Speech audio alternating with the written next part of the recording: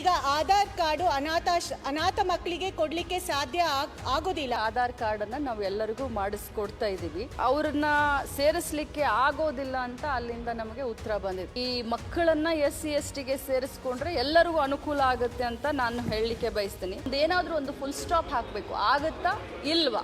ನಾನೇ ಇತ್ತೀಚಿನ ದಿನಗಳಲ್ಲಿ ಒಂದು ಅನಾಥಾಶ್ರಮದ ನಿರ್ದೇಶಕಿ ಆಗಿದ್ದೀನಿ ಮಾನ್ಯ ಸಭಾಧ್ಯಕ್ಷರೇ. ಅದರಲ್ಲೇ ಆ ಅನಾಥಾಶ್ರಮದಲ್ಲೇ 138 ಮಕ್ಕಳಿದ್ದಾರೆ. ಭಾರತೀಯ ಗ್ರಾಮೀಣ ಮಹಿಳಾ ಸಂಘ ಅಂತ 1962ರಲ್ಲಿ ಶುರು ಆಗಿರುವ ಇದು ಒಂದು ಸಂಘ ಅಥವಾ ಅನಾಥಾಶ್ರಮ. ಅದರಲ್ಲೇ ಮಕ್ಕಳಿಗೆ ಈಗ ಎಜುಕೇಷನ್ ಪರ್ಪಸಸ್ಸಿಗೆ ಆಧಾರ್ ಕಾರ್ಡ್ ನೋಂದಣಿ ಅಥವಾ ಡೀಟೇಲ್ಸ್ನ ಕೊಡಲೇಬೇಕಾಗಿದೆ. ಈಗ ಆಧಾರ್ ಕಾರ್ಡು ಅನಾಥ ಮಕ್ಕಳಿಗೆ ಕೊಡಲಿಕ್ಕೆ ಸಾಧ್ಯ ಆಗೋದಿಲ್ಲ. ಅವರಿಗೆ ಜನನ ಪ್ರಮಾಣ ಪತ್ರ ಇರೋದಿಲ್ಲ, ತಂದೆ ತಾಯಿ ಡೀಟೇಲ್ಸ್ ಇರೋದಿಲ್ಲ. ಅದಲ್ಲದೆ ಇತ್ತೀಚಿನ ದಿನಗಳಲ್ಲಿ ನನ್ನ ತಾಯಿ ಇದೇ ಒಂದು ಇಲಾಖೆಯ ಸಚಿವರಾಗಿದ್ದರು. ಅವರೇ ಒಂದು ಮಗುವಿಗೆ ನರ್ಸಿಂಗ್ ಕಾಲೇಜಲ್ಲಿ ದಾಖಲೆ ಮಾಡಲಿಕ್ಕೆ ಪ್ರಯತ್ನ ಮಾಡಿದಾಗ ಆ ಮಗುವಿನ ಜನನ ಪ್ರಮಾಣ ಪತ್ರ, ಇನ್ಕಮ್ ಸರ್ಟಿಫಿಕೇಟ್, ಈ ವಿಚಾರಗಳನ್ನ, ಈ ಒಂದು ದಾಖಲೆಗಳನ್ನ ಆ ಒಂದು ಕಾಲೇಜ್ ಕೇಳಿತ್ತು. ಆಗ ಸುಮಾರು ಕಷ್ಟಪಟ್ಟು ಆ ಮಗುನ ಅಡ್ಮಿಷನ್ ಮಾಡಬೇಕಾಯಿತು. ಹಾಗೆ ನನ್ನ ಹತ್ರ ಚಿಕ್ಕಮಂಗ್ಳೂರಲ್ಲಿ ನಡೆಸ್ತಾ ಇರುವ ಒಂದು ಅನಾಥಾಶ್ರಮದಿಂದನೂ ಲಿಖಿತದಲ್ಲಿ ಬಂದಿದೆ ಅವರಿಗೆ ಯಾವ ರೀತಿ ಸಮಸ್ಯೆಗಳು ಆಗ್ತಾ ಇದೆ ಅಂತ. ಇದ್ರ ಬಗ್ಗೆ ನಾನು ಸಚಿವರ ಹತ್ರ ಮನವಿ ಮಾಡ್ಕೊಳ್ಳೋದು, ನೀವು ಸಮಾಲೋಚನೆ ಮಾಡಬೇಕಾಗಿದೆ. ಇದು ನಿಜವಾಗ್ಲೂ, ಯಾಕಂದರೆ 712 ಅನಾಥಾಶ್ರಮಗಳು ಇಡೀ ರಾಜ್ಯದಲ್ಲಿದೆ ಅಂತ ಹೇಳ್ತಾ ಇದ್ದಾರೆ. ನಾನು ಎಷ್ಟು ಮಕ್ಕಳು ಅನಾಥ ಮಕ್ಕಳಿದ್ದಾರೆ ಅಂತ ನಾನು ಆ ಒಂದು ಮಾಹಿತಿನ ತಗೊಂಡಿಲ್ಲ. ಬಟ್ ಈ ಮಕ್ಕಳ ಬಗ್ಗೆ ನಾವು ಪ್ರತ್ಯೇಕವಾಗಿ ಈ ಒಂದು ಇಲಾಖೆ ಅಥವಾ ಸಚಿವರು ಇದಕ್ಕೆ ಗಮನ ಹರಿಸಬೇಕು, ಇದಕ್ಕೆ ಒಂದು ಪರಿಹಾರನ ಕಲ್ಪಿಸ್ಕೊಡ್ಬೇಕು. ಯಾಕಂದರೆ ಈ ಮಕ್ಕಳ ಭವಿಷ್ಯನ ನಾವು ರೂಪಿಸ್ಲಿಕ್ಕೆ ಇದು ಸರ್ಕಾರದ ಜವಾಬ್ದಾರಿ ಅಂತ ನಾನು ಭಾವಿಸ್ತೀನಿ. ಅದಕ್ಕೆ ನಾನು ಸಚಿವರ ಈ ಒಂದು ಉತ್ತರನ ನಾನು ಅವರಿಂದ ಕೇಳಲಿಕ್ಕೆ ಬಯಸ್ತೀನಿ. ಮಾನ್ಯ ಅಧ್ಯಕ್ಷರೇ, ಶಾಸಕೀಯ ಕಾಳಜಿಯ ಬಗ್ಗೆ ನಾನು ಶ್ಲಾಘನೆಯನ್ನು ಮಾಡ್ತಾ, ಅವರು ಪ್ರಶ್ನೆಯಲ್ಲಿ ಉತ್ತರವನ್ನು ಕೂಡ ಅರ್ಧ ಅವರೇ ಕೊಟ್ಟುಬಿಟ್ಟಿದ್ದಾರೆ. ಯಾಕಂದರೆ ಸುಮಾರು ಇದ್ರ ಬಗ್ಗೆ ಅವರು ತಿಳ್ಕೊಂಡಿದ್ದಾರೆ ಅಂತ ಅನಿಸುತ್ತೆ.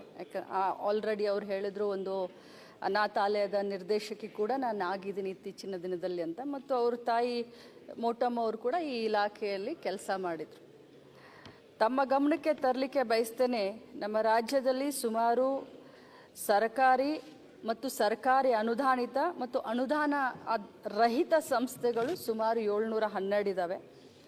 ಸೊ ಇದರಲ್ಲಿ ಮಕ್ಕಳ ದಾಖಲಾತಿಗಳು ಸುಮಾರು 17,049, ಗಂಡು ಮಕ್ಕಳು 9,175, ಹೆಣ್ಮಕ್ಳು 7,874.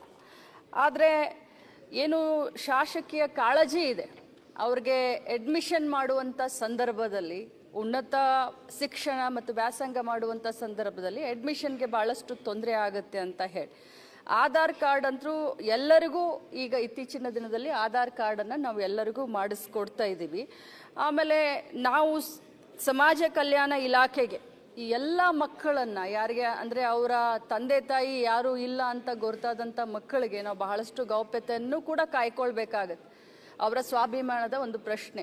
ಈ ಎಲ್ಲ ಇಂಥ ಮಕ್ಕಳನ್ನು ನಾವು ಹಿಂದುಳಿದ ವರ್ಗಕ್ಕೆ ಅಥವಾ SC/ST STಗೆ ಸೇರಿಸಿ ಅಂತ ಹೇಳಿ ನಾನು ಸಮಾಜ ಕಲ್ಯಾಣ ಇಲಾಖೆಗೆ ಸಚಿವಾಲಯಕ್ಕೆ ನಾನು ಒಂದು 2 ಸಾರಿ ನಾನು ನಮ್ಮ ಫೈಲನ್ನು ರೆಡಿ ಮಾಡಿ ಇದನ್ನು ಕಳಿಸಿದಂಥ ಸಂದರ್ಭದಲ್ಲಿ ಅವ್ರನ್ನ ಸೇರಿಸಲಿಕ್ಕೆ ಆಗೋದಿಲ್ಲ ಅಂತ ಅಲ್ಲಿಂದ ನಮಗೆ ಉತ್ತರ ಬಂದಿದೆ. ಸದನದಲ್ಲಿ ಮಾನ್ಯ ಸಮಾಜ ಕಲ್ಯಾಣ ಸಚಿವರು ಮಾದೇವಪ್ಪ ಸರ್ ಕೂಡ ಇದ್ದಾರೆ. ಇದನ್ನೊಂದು ನಾವು ಭಾಳಷ್ಟು ಮಾನವೀಯತೆ ದೃಷ್ಟಿಯಿಂದ ನೋಡಿ ಈ ಮಕ್ಕಳನ್ನು SC/STಗೆ ಸೇರಿಸ್ಕೊಂಡ್ರೆ ಎಲ್ಲರಿಗೂ ಅನುಕೂಲ ಆಗುತ್ತೆ ಅಂತ ನಾನು ಹೇಳಲಿಕ್ಕೆ ಬಯಸ್ತೀನಿ. ಮತ್ತು ಜೊತೆಯಲ್ಲಿ ಹಿಂದುಳಿದ ಆಯೋಗದ ಮಾಜಿ ಅಧ್ಯಕ್ಷರಾದಂಥ ಜಯಪ್ರಕಾಶ್ ಹೆಗಡೆ ಅವರು ಇದರದೊಂದು ಪಬ್ಲಿಕ್ ಹಿಯರೆನ್ಸ್ ಮಾಡಿ ಇದನ್ನು ಫಸ್ಟ್ ಕ್ಯಾಟಗರಿ ಅಂತಂದರೆ ಅತ್ಯಂತ ಹಿಂದುಳಿದ ವರ್ಗಕ್ಕೆ ಇವರನ್ನ ಕ್ಯಾಟಗರಿ 1ಗೆ ಸೇರಿಸಬೇಕು ಅಂತ ಈಗಾಗಲೇ ಅವ್ರು ರೆಕಮೆಂಡ್ ಮಾಡಿದ್ದಾರೆ. ಸೊ ಆ ಒಂದು ರಿಪೋರ್ಟನ್ನು ಕೂಡ ನಾನು ಮಾನ್ಯ ಸಮಾಜ ಕಲ್ಯಾಣ ಇಲಾಖೆ ಸಚಿವರಿಗೆ ಕಳಿಸ್ತೇನೆ. ಒಟ್ಟಾರೆಯಾಗಿ ಮಕ್ಕಳು ಉನ್ನತ ವ್ಯಾಸಂಗವನ್ನು ಮಾಡುವಂಥ ಸಂದರ್ಭದಲ್ಲಿ ಅವ್ರಿಗೆ ಜನರಲ್ ಕ್ಯಾಟಗರಿ ಅಂತ ನಾವು ಅಡ್ಮಿಷನ್ ತಗೊಳ್ಳಿಕ್ಕೆ ಹೇಳಿದ್ದೀವಿ. ಅವರಿಗೆ ಆರ್ಥಿಕ ಸಹಾಯ ಆಗಿರ್ಬೋದು, ವಸತಿ ಸೌಲಭ್ಯ ಆಗಿರ್ಬೋದು, ಮತ್ತು ಉನ್ನತ ವ್ಯಾಸಂಗವನ್ನು ಈಗಾಗಲೇ ನಮ್ಮ ನಿಲಯದಲ್ಲಿ ಏನು ಬಾಲಕರ ಬಾಲಮಂದಿರ, ಬಾಲಕಿಯರ ಬಾಲಮಂದಿರದಲ್ಲಿ ಮತ್ತು ವೀಕ್ಷಣಾಲಯಗಳಲ್ಲಿ ಇರುವಂಥ ಮಕ್ಕಳು, ಅನೇಕ ಮಕ್ಕಳು ಈಗಾಗಲೇ ಶಾಲೆಯನ್ನು ಕಲಿತು, ಕಾಲೇಜನ್ನು ಕಲಿತು ಬಹಳಷ್ಟು ಚೆನ್ನಾಗಿ ತಮ್ಮ ಉಪಜೀವನವನ್ನು ಮಾಡುವಂಥ ನಿದರ್ಶನಗಳು ಕೂಡ ಇದ್ದಾವೆ. ತಮ್ಮ ಕಾಳಜಿ ಏನಿದೆ, ಅವರಿಗೆ ಒಂದು ಕಾಸ್ಟ್ ಸರ್ಟಿಫಿಕೇಟ್ ಅಡ್ಮಿಷನ್ನಲ್ಲಿ ಅವರಿಗೆ ರಿಸರ್ವೇಷನ್ನಲ್ಲಿ ಅವರಿಗೆ ಅನುಕೂಲ ಆಗಲಿ ಅಂತ ಏನು ತಾವು ಬಯಸ್ತಾ ಇದ್ದೀರಾ, ಇನ್ನೊಮ್ಮೆ ನಾನು ಸಮಾಜ ಕಲ್ಯಾಣ ಇಲಾಖೆಯ ಸಚಿವರೊಂದಿಗೆ ಇದ್ರ ಬಗ್ಗೆ ಚರ್ಚೆ ಮಾಡಿ ಆದಷ್ಟು ಬೇಗ ಕ್ರಮವನ್ನು ತೆಗೆದುಕೊಳ್ಳಕ್ಕೆ, ಅಥವಾ ಒಂದೇನಾದರೂ ಒಂದು ಫುಲ್ ಸ್ಟಾಪ್ ಹಾಕಬೇಕು. ಆಗುತ್ತಾ ಇಲ್ವಾ, ಹಿಂದುಳಿದ ವರ್ಗಕ್ಕೆ ಸೇರ್ಸೋಕ್ಕಾಗತ್ತಾ, SC/STಗೆ ಸೇರ್ಸೋಕ್ಕಾಗತ್ತಾ ಅನ್ನೋದನ್ನ ನಾನು ಅವ್ರ ಜೊತೆ ಚರ್ಚೆ ಮಾಡಿ. ಮಾನ್ಯ ಸಭಾಧ್ಯಕ್ಷೆ, ಸಚಿವರು ಜಾತಿ ಪ್ರಮಾಣ ಪತ್ರದ ಬಗ್ಗೆ ಮಾತ್ರ ಮಾತಾಡ್ತಾ ಇದ್ದಾರೆ. ನಾನು ಕೇಳ್ತಾ ಇರೋದು ಜಾತಿ ಪ್ರಮಾಣ ಪತ್ರ ಅಲ್ಲದೆ ಬೇರೆ ಏನೇನು ದೃಢೀಕರಣ ನಾವು ಈ ಅನಾಥ ಮಕ್ಕಳಿಗೆ ಮಾಡಬೇಕಾಗಿದೆ ಅದ್ರ ಬಗ್ಗೆನೂ ನಾವು ವಿಚಾರ ಮಾಡಬೇಕು ಅಂತ, ಅಥವಾ ನೀವು ಕ್ರಮ ತಗೋಬೇಕಾಗುತ್ತೆ ಅಂತ ನಾನು ಕೇಳ್ಕೊಳ್ತಾ ಇರೋದು. ಒಂದು ನಾನು ಹೇಳ್ತಾ ಇರೋದು ಬೇಸಿಕ್ ಅಂದರೆ ಆಧಾರ್ ಕಾರ್ಡ್ ವಿಚಾರದಲ್ಲಿ ಅದು ನಾವು ರಾಜ್ಯ ಸರ್ಕಾರದಿಂದ ಕೇಂದ್ರ ಸರ್ಕಾರಕ್ಕೆ ಬರಿಬೇಕಾಗುತ್ತೆ. ಇದು ನೀವು ಹೇಳಿದಾಗೆ 17,000 ಜನ ಮಕ್ಕಳು ಮಾತ್ರ ಇರೋದು ಅನಾಥ ಮಕ್ಕಳು.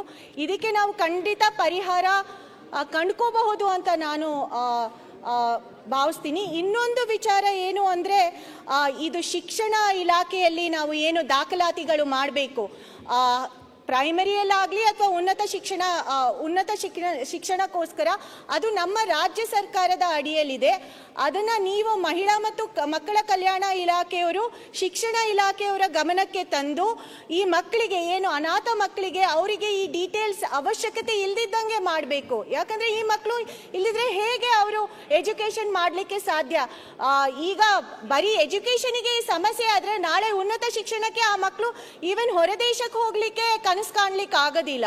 ಸೊ ಈಗ ನಾವು ಇನ್ನೂ ಬೇಸಿಕ್ಕಲ್ಲೇ ನಾವು ಸಿಕ್ಕಾಕೊಂಡಿದ್ದೀವಿ ಅಂದಮೇಲೆ ಇನ್ನು ಆ ಮಕ್ಕಳಿಗೆ ಯಾವ ರೀತಿ ನಾವು ಭವಿಷ್ಯನ ಕಲ್ಪಿಸ್ಕೊಡ್ಲಿಕ್ಕೆ ಸಾಧ್ಯ, ಅಥವಾ ನಾವು ಯಾವ ರೀತಿ ಮಾರ್ಗ ಕೊಡಲಿಕ್ಕೆ ಸಾಧ್ಯ ಆಗುತ್ತೆ, ಇದ್ರ ಬಗ್ಗೆ ನೀವು ವಿಚಾರ ಮಾಡಬೇಕು. ಜಾತಿ ಪ್ರಮಾಣ ಪತ್ರ ಆಮೇಲೆ ಬೇಸಿಕ್ ಏನು ಅವರಿಗೆ ನೋಂದಣಿಗಳಾಗಬೇಕಾಗಿದೆ ಅದೇ ಆಗ್ತಾ ಇಲ್ಲ ಅನಾಥಾಶ್ರಮದಲ್ಲಿ. ಏನು ಅನಾಥಾಶ್ರಮದಲ್ಲಿರುವ ಅನಾಥ ಮಕ್ಕಳಿಗೆ ಅದ್ರ ಬಗ್ಗೆ ನೀವು ಸೀರಿಯಸ್ ಆಗಿ ಕ್ರಮ ತಗೋಬೇಕು ಅಂತ ನಾನು ನಿಮ್ಮ ಹತ್ರ ಕೇಳ್ಕೊಳ್ಳಿಕ್ಕೆ ಬಯಸ್ತೀನಿ. ಅಧ್ಯಕ್ಷರೇ, ಅದಾದ್ಮೇಲೆ ಕ್ಷಮೆ ಇರಲಿ, ಇನ್ನೊಂದು ನಾನು ಸಚಿವರ ಹತ್ರ ಹೇಳಲಿಕ್ಕೆ ಬಯಸ್ತೀನಿ. ಒಂದು ನಿಮಿಷ. ಅವರು ಬಹಳ ಒಂದು ಸೀರಿಯಸ್ ಕ್ವಶನ್ ರೇಸ್ ಮಾಡ್ತಾ ಇದ್ದಾರೆ. ಸೋಷಿಯಲ್ ವೆಲ್ಫೇರ್ ಮಿನಿಸ್ಟರು ಇದನ್ನು ಹೇರ್ ಮಾಡಿ ಸಾಲ್ವ್ ಮಾಡ್ಬೇಕು. ಯಾಕಂದ್ರೆ ಅನಾಥ ಮಕ್ಕಳಿಗೆ ಯಾವ ಕಾಸ್ಟು ಕ್ರೀಡ್ ಅನ್ನೋದು ಗೊತ್ತಿರೋದಿಲ್ಲ. ಒಂದು ಸ್ಪೆಷಲ್ ಪ್ರಿವಿಲೇಜ್ ಕೊಟ್ಟು ಅವ್ರು ಕಮಿಟ್ಮೆಂಟ್ ಮಾಡಿ, ಅವರೊಂದು ಕಮಿಟ್ಮೆಂಟ್ ಮಾಡಿದ್ರೆ 17,000 ಮಕ್ಕಳು ಭವಿಷ್ಯ ಇದೆ. ಸೋಷಿಯಲ್ ವೆಲ್ಫೇರ್ ಮಿನಿಸ್ಟರ್ ಅವರೇ ಅವರು ಒಂದು ರಿಕ್ವೆಸ್ಟ್ ಮಾಡ್ತಾ ಇದ್ದಾರೆ. ನಯನಾ ಮೋಟಮ್ ಅವರು, ಈ ಅನಾಥಾಶ್ರಮದಲ್ಲಿ 17,000 ಮಕ್ಕಳಿದ್ದಾವೆ, ಅವರಿಗೆ ಯಾವ ಕಾಸ್ಟ್ ಅನ್ನೋದು ಗೊತ್ತಿರೋದಿಲ್ಲ. ಅವ್ರಿಗೊಂದು ಸ್ಪೆಷಲ್ ಪ್ರಿವಿಲೇಜ್ ಕೊಟ್ಟು ಅವರು ಯಾವುದೇ ಎಜುಕೇಷನ್ ಪರ್ಪಸ್ ಇರಲಿ, ಅಪಾಯಿಂಟ್ಮೆಂಟ್ ಪರ್ಪಸ್ ಇರಲಿ, ಏನಾದರೂ ಒಂದು ಕ್ರಿಯೇಟ್ ಮಾಡಿಕೊಡ್ತೀರಾ ಅಂತೇಳಿ ಅವ್ರು ಕೇಳ್ತಾ ಇದ್ದಾರೆ. She is unable to answer for that. Rat picking, paper ಅವು ಚಿಂದಿ ಅವರು ಅನಾಥ ಮಕ್ಕಳಿಗೆ ನಾವು without examination we have made some provision for admission. ಅದಲ್ಲ ದಾಸಿ ಮಕ್ಕಳಿಗೆ ಬರ್ತ್ ಸರ್ಟಿಫಿಕೇಟ್, ಕಾಸ್ಟ್ ಸರ್ಟಿಫಿಕೇಟ್ ಹೇಳ್ತಾರೆ. ಅದಲ್ಲ ಸರ್, ನಾನು ಒಂದು ನಿಮಿಷ ಸರ್ ಏನು ಅಂತಂದರೆ, ಏನು ನಮ್ಮ ಬಾಲಕರ ಬಾಲಮಂದಿರ, ಬಾಲಕಿಯರ ಬಾಲಮಂದಿರದಲ್ಲಿ ಏನು ತಂದೆ ತಾಯಿ ಇಲ್ದಂಥವ್ರು ಅಥವಾ ಈ ರೀತಿ ಅವ್ರನ್ನ ಮಕ್ಕಳ ಟ್ರಾಫಿಕಿಂಗ್ನಲ್ಲಿ ಸಿಕ್ಕಂಥವ್ರು ಅಂಥವ್ರನ್ನೆಲ್ಲ ಸೇರಿಸಿ ಏನು ನಮ್ಮ ರಾಜ್ಯದಲ್ಲಿ ಸುಮಾರು 712 ಸಂಸ್ಥೆಗಳಲ್ಲಿ ಏನು ಮಕ್ಕಳಿದ್ದಾವೆ, ಸುಮಾರು 17,049 ಮಕ್ಕಳಿದ್ದಾವೆ. ಸೊ ಯಾರಿಗೆ ಉನ್ನತ ವ್ಯಾಸಂಗ ಮಾಡಲಿಕ್ಕೆ ಹೋಗಬೇಕಾಗತ್ತೆ ಮತ್ತು ವಿವಿಧ ಹಂತದಲ್ಲಿ ಲೈಸೆನ್ಸ್ಗಳು ಸರ್, ಈಗ ಆಧಾರ್ ಕಾರ್ಡ್ ಇರ್ಬೋದು, ಡ್ರೈವಿಂಗ್ ಲೈಸೆನ್ಸ್ ಇರ್ಬೋದು, ಪ್ಯಾನ್ ಕಾರ್ಡ್ ಇರ್ಬೋದು, ಅಥವಾ ID ಕಾರ್ಡ್ಗಳು ಏನೇ ಮಾಡ್ಕೊಳ್ಳೋಕೆ ಹೋದ್ರು ಕಾಸ್ಟ್ ಸರ್ಟಿಫಿಕೇಟ್ ಕೇಳ್ತಾರೆ ಸರ್. ಈ ಕಾಸ್ಟನ್ನು ನಾವು ಈಗ ಏನು ಮಾಡಿದ್ದೀವಿ ಅಂತಂದರೆ, ನಮ್ಮ ಇಲಾಖೆಯಿಂದ ಅವ್ರನ್ನ ಜನರಲ್ ಕ್ಯಾಟಗರಿಗೆ ಸೇರಿಸ್ಬಿಟ್ಟಿದ್ದೀವಿ. ಅವರು ಎಲ್ಲರೂ ಕೂಡ ಜನರಲ್ ಕ್ಯಾಟಗರಿನಲ್ಲಿ ಬರ್ತಾರೆ ಅಂತ ಹೇಳಿದ್ದೀವಿ. ಈಗ ಆಧಾರ್ ಕಾರ್ಡ್ ಸಮಸ್ಯೆ ಮುಂಚೆ ಆಗ್ತಾ ಇತ್ತು, ಬಟ್ ಇತ್ತೀಚಿನ ದಿನದಲ್ಲಿ ಆಧಾರ್ ಕಾರ್ಡ್ ಸಮಸ್ಯೆ ಆಗ್ತಾ ಇಲ್ಲ. ಮತ್ತು ಏನು ನಯನ ಮೋಟಮ್ ಅವರು ಕೇಳಿದ್ರಲ್ಲ, ಉನ್ನತ ವ್ಯಾಸಂಗಕ್ಕೆ ಏನಾದರೂ ಅವ್ರಿಗೆ ಇದು ಬೇಕಾದ್ರೆ, ಸರ್ಟಿಫಿಕೇಟ್ ಆಗಲಿ ಅಥವಾ ಸಹಾಯ ಬೇಕಾದ್ರೆ DC-ಗಳನ್ನ ಒಂದು ಸಮಿತಿಗೆ ಅಧ್ಯಕ್ಷ ಮಾಡಿದ್ದೀವಿ. DC-ಗಳ ಮುಖಾಂತರ ಅವರು ಅಡ್ಮಿಷನ್ ಪಡೆಯೋದಾಗ್ಲಿ ಅಥವಾ ಏನೇ ದಾಖಲೆಗಳು ಬೇಕಾದರೂ ಕೂಡ DC ಮುಖಾಂತರ ಅವ್ರು ಪಡ್ಕೊಳ್ಬೇಕಾಗುತ್ತೆ. ಬಟ್ ಇದಲ್ಲ ಸರ್, ಇದಕ್ಕೆ ಒಂದು ಶಾಶ್ವತವಾದಂಥ ಪರಿಹಾರ ಅಂತಂದ್ರೆ ಈ 17,049 ಅರ್ಹ ಅನಾಥ ಮಕ್ಕಳಿಗೆ ತಂದೆನೂ ಇಲ್ಲ, ತಾಯಿನೂ ಇಲ್ಲ, ಸರ್ಕಾರನೇ ಹಿರಿಯನ ಸ್ಥಾನದಲ್ಲಿ ನಿಂತು ಕೆಲಸ ಮಾಡಬೇಕು, ಸರ್ಕಾರನೇ ತಾಯಿಯ ಸ್ಥಾನದಲ್ಲಿ ನಿಂತು ಕೆಲಸ ಮಾಡಬೇಕಾಗುತ್ತೆ. ಈ ಸಮಾಜ ಕಲ್ಯಾಣ ಇಲಾಖೆಗೆ ನಾನು 2 ಸಾರಿ ರಿಕ್ವೆಸ್ಟ್ ಮಾಡಿಕೊಂಡೆ, ಇವ್ರನ್ನೆಲ್ಲರನ್ನೂ ಕೂಡ SC STಗೆ ಸೇರಿಸ್ಕೊಳ್ಳಿ ಸರ್, ಅವ್ರಿಗೆ ಒಂದು ಭವಿಷ್ಯ ಆಗುತ್ತೆ. ಯಾಕಂದ್ರೆ ಮೊದಲೇ ತಂದೆ ತಾಯಿ ಇಲ್ಲ, ಜೀವನದಲ್ಲಿ ಬಹಳಷ್ಟು ನೊಂದಿರ್ತಾರೆ, ಅವ್ರ ಮುಂದೆ ಬರಬೇಕು, ಅವ್ರ ಭವಿಷ್ಯ ಉಜ್ವಲ ಆಗಬೇಕು ಅಂತಂದ್ರೆ SC STನಲ್ಲಿ ಬಹಳಷ್ಟು ರಿಸರ್ವೇಶನ್, ಒಂದು ಸ್ಪೆಷಲ್ ಕ್ಯಾಟಗರಿನ ಮಾಡಿ ಸರ್. ಏನು ನಾನು SC ST ಅಂತಾನೆ ಹೇಳಲಿಕ್ಕೆ ಹೋಗೋದಿಲ್ಲ. ಓಕೆ, ಅಲ್ಲ, ವಾಟ್ ಇಸ್ ಸೊಲ್ಯೂಷನ್? ಅಲ್ಲ ಮಾನ್ಯ ಅಧ್ಯಕ್ಷರ ವಿತ್ ಯುವರ್ ಪರ್ಮಿಷನ್, ಮಾದೇವಪ್ಪನವ್ರು 1 ನಿಮಿಷ, ಶಿವಾನಂದ್ ಅವ್ರು 1 ನಿಮಿಷ. ಮೋಟಮ್ಮನವರು ಬಹಳ ಒಳ್ಳೆ ರೀತಿಯ ಪ್ರಶ್ನೆಯನ್ನು ಇವತ್ತೆತ್ತಿದ್ದಾರೆ. ಆಯ್ತಪ್ಪ, ಹೆಣ್ಮಕ್ಳಾಗಿ ಅವ್ರ ಹೆಣ್ಮಕ್ಳಿಗೆ ನೋವು ಬೇರೆಯವ್ರಕ್ಕಿಂತ ಹೆಚ್ಚು ತಿಳಿತೈತಿ. ಅವ್ರು ಬಹಳ ಒಳ್ಳೆ ಪ್ರಶ್ನೆಯನ್ನು ಎತ್ತಿದ್ದಾರೆ, ನಾ ಅವ್ರಿಗೆ ಅಭಿನಂದನೆಯನ್ನು ಸಲ್ಲಿಸ್ತೇನೆ. ಈ ಮಕ್ಕಳು ಮಾದೇವಪ್ಪನವ್ರ ದಯಮಾಡಿ ಆ ಪೇಪರ್ ಕೈ ಬಿಟ್ರಿ, ವಿಷಯ ಬಹಳ ಗಂಭೀರ ವಿಷಯ ಐತಿ. ಕಣ್ಣಿಲ್ಲಿದೆ, ಕಿವಿ ಆ ಕಡೆ ಇದೆ. ತಂದೆ ತಾಯಿಗಳು ಕೂಡ ಅವ್ರಿಗೆ ಬಿಟ್ಟಂತ ಮಕ್ಕಳವ್ರು, ಆಯ್ತು ಹೇಳಿದ್ರೆ ದೇವರಿಂದ ಕೂಡ ನಿರ್ಲಕ್ಷ್ಯ ಸೊಲ್ಯೂಷನ್ ಇದ್ರೆ ಹೇಳಿ. ಅವ್ರಿಗೆ SC-ಯಲ್ಲಿ ವಾಟ್ ಇಸ್ ಸಜೆಷನ್ ಹೇಳಿ. SC-ಯಲ್ಲಿ ಹಾಕ್ಲಿ, ಆಯ್ತು, ಓಕೆ, SC-ಯಲ್ಲಿ ಹಾಕ್ಲಿ ಅವ್ರಿಗೆ. ಯಾಕಂದ್ರೆ ಅವ್ರ ತಂದೆ ತಾಯಿನೂ ಇಲ್ಲ, ಅವ್ರು ಯಾರಂತೆ ಗೊತ್ತಿಲ್ಲ, ಎಲ್ಲೋ ತಿಪ್ಪಿಯಲ್ಲಿ ಸಿಕ್ಕಿರ್ತಾರ, ಯಾರೋ ಒಂದು ಇದರಲ್ಲಿ ಬಿಟ್ಟು ಹೋಗಿರ್ತಾರ. ಅಂತವ್ರನ್ನ SC-ಯಲ್ಲಿ ಹಾಕ್ರಿ. ಏನ್ ಬಹಳ ಸಂಖ್ಯೆ ಇರುದಿಲ್ಲ, 17,000 ಕೊಟ್ಟಿದ್ದೀರಿ. ಸಭಾಧ್ಯಕ್ಷೆ, ಜಾತಿ ಪ್ರಮಾಣ ಪತ್ರ ಒಂದೇ ಸಮಸ್ಯೆ ಅಲ್ಲ ಈ ಅನಾಥ ಮಕ್ಕಳು. ಶಿವಾನಂದ್ ಪಾಟೀಲ್ ರೇ ಬ್ಯಾಕ್ವರ್ಡ್ ಕಮಿಷನ್ ಕಂಪ್ಲೀಟ್ ಮಾಡ್ಲಿ. ಈ ವಿಚಾರದಲ್ಲಿ ಬೆಳಕು ಚೆಲ್ಲಕ್ಕೆ ನೈನಾ 1 ನಿಮಿಷ ನಿಮ್ ಪರವಾಗಿ.